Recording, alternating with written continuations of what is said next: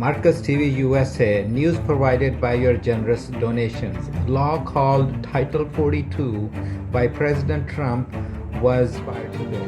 However, the Supreme Court extended the law for one more day. This law blocked over 2.5 million refugees from taking asylum in USA.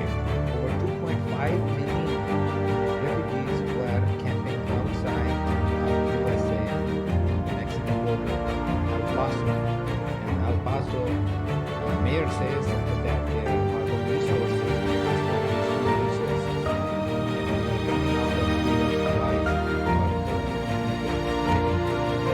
However, the Democratic Congress, which won election based on letting the immigrants in, will fight back to the White House and to let the immigrants in. People are taking, from all over the world, people are taking asylum in USA except Pakistanis. No other country has more target killing of the journalists and also their political opponents. Roberts put a temporary hold on the district judge's order to end Title 42 enforcement. This is only a temporary Thank you for that is big news right now. And